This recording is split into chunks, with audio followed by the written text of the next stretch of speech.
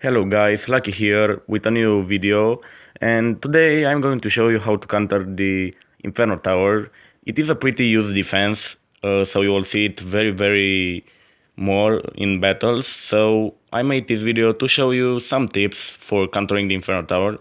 Um, this video will show you techniques with heavy spells like the lightning, and with swarms like the skeleton army and the minions, and even with some mini tanks, and with the better RAM too. It can be considered a mini tank.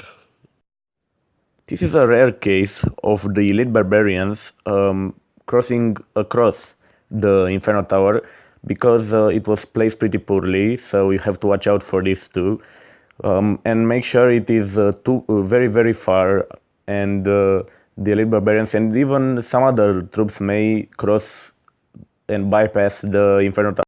If you are running a Royal Giant, you probably knew this already, but the Royal Giant can outrange the Inferno if it's placed too bad. If you put the Royal Giant nearly to the river, one tile or even two tiles from the river, it can shoot the Inferno Tower from your side of the arena, and it will be clear for the rest of the troops and even for the Royal Giant. Now, this video will be more dedicated to tank users, but not the Royal Giant, because it is a pretty different card that works pretty different than the others. So I'm going to make a different video about it, but this video will be more dedicated to Giant, P.E.K.K.A. or Golem users, so stay tuned. If you are running Elite Barbarians, Prince, or even better RAM, the Ice Golem is the best choice, because it can tank the Inferno Tower long enough so the troop can destroy the Inferno Tower, and also can take down the swarms like the skeleton army, and also hurt the minions to zap. So the Ice Golem is also a good distraction for the Inferno Tower. Now, some of you may use skeleton army or minion horde or swarms. Even the goblin gang is good, and I'll show you how to counter the Inferno Tower with the minion horde and how to counter the Inferno Tower with the Skarmy. The Goblin Gang works like the Skarmy, so if you are seeing the Skarmy tutorial, then try it with the Goblin Gang, it also works. So with the Skarmy, you have to split up right at the river, as you see on the screen, and in this case, the Inferno Tower will be distracted by the skeletons, and the Giant will reach the tower untouched and take it down, and then it may also reach the Crown Tower, but I don't know. I am sure that the enemy will counter it somehow, because it will see that the Inferno Tower is distracted. Also, by splitting Skeleton Army and Goblin Gang this way, you also avoid being logged or zapped in time, because the enemy will react very slow. With the Minion Horde, you have to note that the Minion Horde can take down the Inferno Tower left alone, so this is very good to know. So if you're using the Giant, it also can be helpful to drop the Minion Horde if the enemy doesn't have the Wizard or arrows or stuff to counter it. And some minions may also support the Giant after the Inferno Tower is taken down. One of the hard counters to the Inferno Tower is the Lightning. Even though it's heavy and it may cost very much for you to place during an attack, it can make your Giant or even your P.E.K.K.A. reach the tower.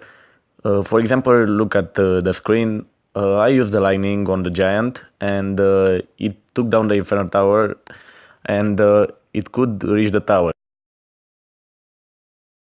Another hard counter to the Inferno Tower is the Electro Wizard, and in this case, if the enemy uses the anti-lightning plant, you can use the Electro Wizard and take it down, but there is a problem with it, and it is that the Electro Wizard won't reach the tower and even the Inferno Tower very soon. But the Electro Wizard is more for the range, not for the push.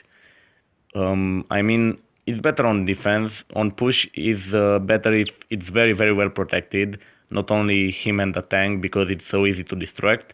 So try not to use the Electro Wizard only with the tank.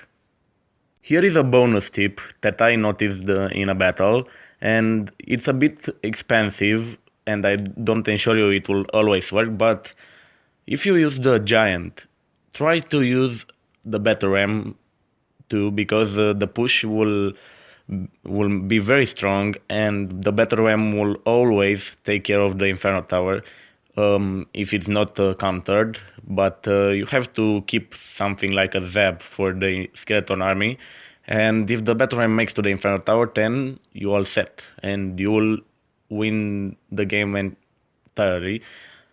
Well, not really entirely, but you will take a lot of damage with the giant and maybe even the barbarians. Okay, guys, that's the end of the video. I hope you enjoyed it. I hope it was helpful for you. I know that some of you may already notice things I showed, but this is dedicated to all the players, not only the top ones.